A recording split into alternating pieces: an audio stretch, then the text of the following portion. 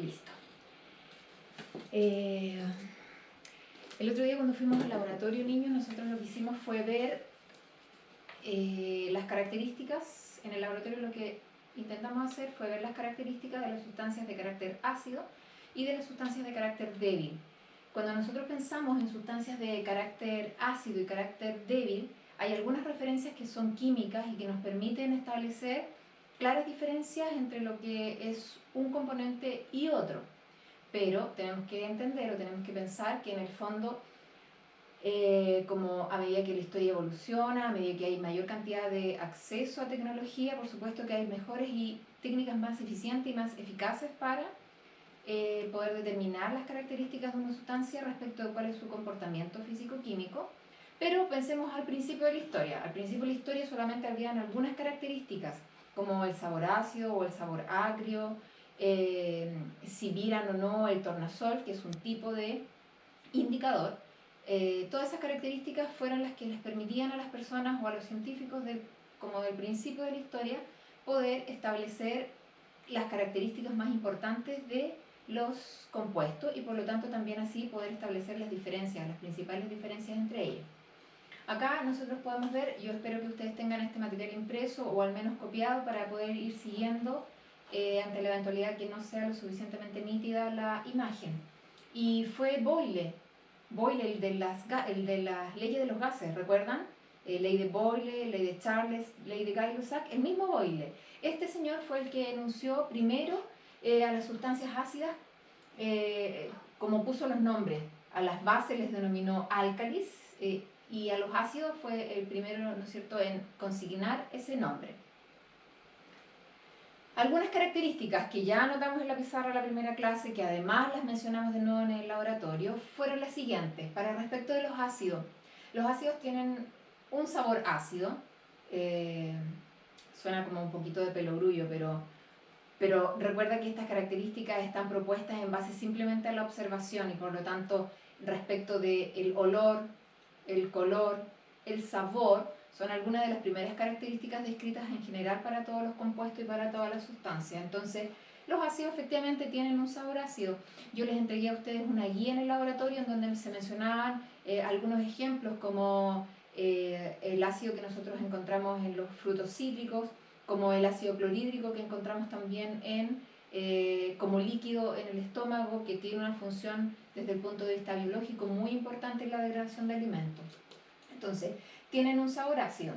Corroen el metal. Mencionábamos ese día que el ácido, al entrar en contacto con una sustancia de carácter metálico, entonces sí efectivamente se produce una reacción que puede ser suave o puede ser un poco más efusiva o más explosiva, en el fondo más fuerte, en función de las concentraciones, siempre en función de las concentraciones que nosotros estemos trabajando. Corroen el metal. Cambian el litmus tornasol, y eso es un tipo de indicador, es un indicador de origen vegetal, que es una tinta extraída de un tipo de líquen, y lo viran al rojo. ¿Recuerdan ese día cuando nosotros introducíamos el papel pH en las distintas soluciones y pudimos comprobar efectivamente que al comparar con la paleta de colores, las sustancias como el vinagre o la mezcla, la solución de ácido clorhídrico que preparamos, efectivamente viraban al rojo o fucsia, dependiendo del ojo. Y esta característica es muy importante. Las sustancias se vuelven menos ácidas cuando se mezclan con las bases. Y esto lo vamos a entender un poquito más adelante en función de las características de la composición química. Una de las principales definiciones que nos describe a las sustancias de carácter ácido son justamente, se debe o se atribuye la característica ácida a la presencia de iones hidrógeno. La presencia de iones hidrógeno es lo que les da la característica de ser una sustancia ácida. Ese ion hidrógeno en solución se libera y por lo tanto está en condiciones de combinarse con algún otro elemento, reaccionar con el metal, combinarse con el grupo hidroxilo de una base, por ejemplo, y es así que al perder ese hidrógeno la sustancia efectivamente se vuelve menos ácida.